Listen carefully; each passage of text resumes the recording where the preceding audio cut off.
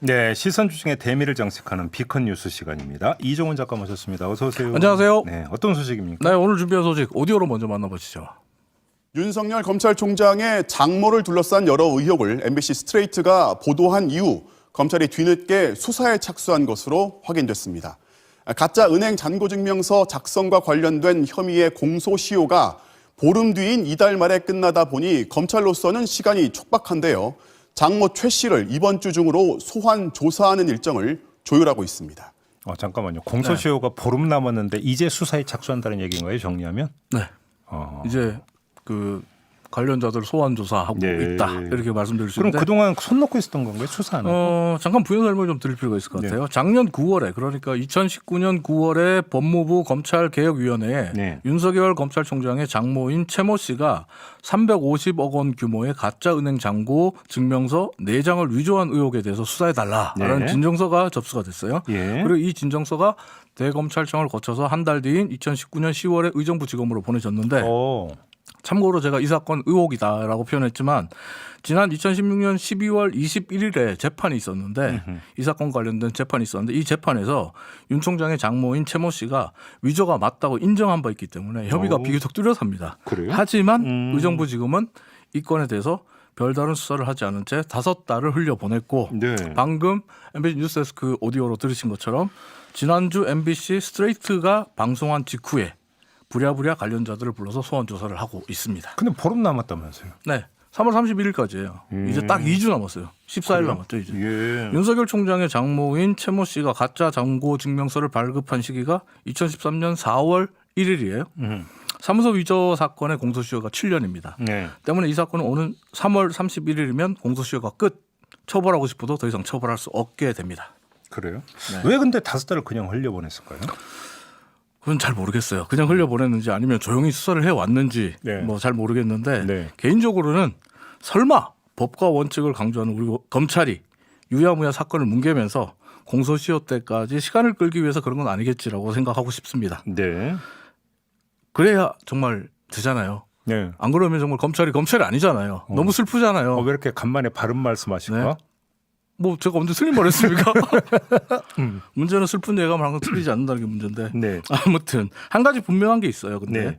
조국 전 장관의 부인 정경심 교수의 사문서 위조 사건 네. 의혹 다들 기억하시죠? 표창장 의혹. 네. 이걸 수사했던 검찰의 태도와 이번 사문서 위조 사건을 대하는 검찰의 태도가 달라도 너무 다르다는 겁니다. 네. 표창장 위조 의혹에 대해서는 공소시효 마지막 날 기소를 했고 수십 곳을 압수수색했고 공소장까지 변경하는 그야말로 검찰이 할 수 있는 모든 것 그 이상을 했어요. 근데 지금은 너무나도 조용하게 수사를 하고 있습니다. 혹시 이것 때문에 그러니까 그냥 아무튼 그 혐의 소명이 다 되지도 않았는데 일단 기소부터 했잖아요. 네네. 공소시효 마지막 네. 날. 장모도 그러면 되는 거잖아요.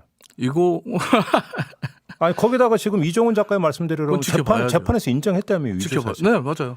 인정했어요. 그건 어제 스트레이트 방송에서 나옵니다. 그럼 뭐 그런 시나리오도 그냥 말 그대로 그냥 그래서 소설이 3월 아닐 수도 있는 거잖아요. 31일까지 지켜봐야 돼요. 근데 장모 말고 네. 윤석열 총장의 부인 이야기가 나온다는 건 무슨 얘기예요? 그게 이 사건에서 주목해야 될 그 숨은 관전 포인트. 네. 또 하나의 흥미로운 관전 포인트라고 할 수 있는데 네. 그런 이야기가 나오는 게 이제 가짜 은행 잔고 증명서를 만든 사람이 윤 총장의 부인인 김건희 씨가 운영하는 회사의 등기 감사였기 때문이에요. 네. 한마디로 말해서 윤 총장의 장모 최모 씨는 위조 은행 잔고 증명서를 만들기 위해서 자신의 딸이 운영하는 회사에 다니는 직원에게 부탁했고 네. 이 직원은 대표이사의 어머니를 위해서 사문서 위조를 해줬다는 건데 직원이 아니라 임원, 임원, 감사니까. 네 임원, 네. 네, 사문서 위조 그것도 네. 부당 이득을 챙기기 위해서 은행 잔고를 위조하는 건 매우 심각한 범죄 행위잖아요. 네. 그런데 아무리 회사 사장님 어머니의 부탁이라고 하더라도 회사 임원이 이런 일을 하면서 사장님 모르게 할까요? 또 어떻게 하면 회사 임원이 사장님의 어머니를 위해서 이런 범죄를 4건이나 저지를 수 있을까요? 이 판단은 애청자 여러분들께 맡기겠습니다. 예. 끝으로 한 가지만 좀 더 짚고 넘어가야 될 것 같은데요. 조국 전 법무부 장관 가족의 표창장 의혹 사건에 대해서는 예. 우리 언론이 정말 매일 단독 보도를 쏟아내면서 이런 사람이 어떻게 국민에게 법을 지키라고 말할 자격이 있느냐라고 네. 질타했잖아요. 네. 그리고 야당들도 마찬가지고요. 네. 한마디로 이제 씹고 뜯고 즐기고 뭐 이런 정도로 정말 조국 법무부 장관과 그 가족을 만신창이로 만들다시피 했는데 네. 지금 검찰총장의 가족의 허위 은행 잔고 증명서 위조 의혹에 대해서는 아무 말도 하지 않습니다. 네. 사실 표창장 의혹보다 허위 은행 잔고 증명서를 이용해서 부당 이득을 챙긴 게 재질이 더 나쁘다면 나쁩니다.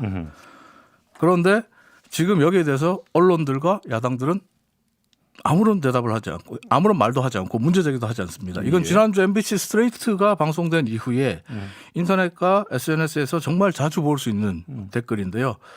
앞서도 말했지만 이 의혹 지난 2016년 12월 21일에 있었던 재판에서 윤 총장의 장모 최모 씨 본인이 위조가 맞다고 인정한 혐의입니다. 네. 없는 의혹을 만들어서 보도하라는 거 아니잖아요. 그런데 왜 이러는 걸까요? 네. 저는 여기까지만 말씀드리고 판단은 또 애청자 여러분들께 맡기겠습니다. 항상 결론은 판단은 애청자. 그러면 여러분께. 김종배 MC께 묻겠습니다. 네. 왜 이러는 걸까요? 저는 질문하는 사람이지 대답하는 사람이 아니에요. 제가 진행자인데 왜 언론 이러세요? 전문이시잖아요. 네? 언론인으로서. 저는 그래도 저는 진행을 하고 있기 때문에 아, 제가 대충 왜- 언론인 하시겠습니까? 왜 저희 질문권에 지금 침범을 하세요 도대체? 네, 이렇게 피해가는 거죠. 한수 아무튼 배웠습니다. 네, 의정부지검이 이제 보름 남았는데 네. 어떤 조치를 취할지 일단 보니까 그럼에도 불구하고 이제 가장 큰 관심사는 이거 아니겠습니까? 그러니까 지금 뭐 정치적으로 봤을 때 3월 31일이 또 하나의 터닝 포인트가 될 수 있을 것 같아요. 알겠습니다. 이종훈 작가였습니다. 수고하셨어요. 감사합니다.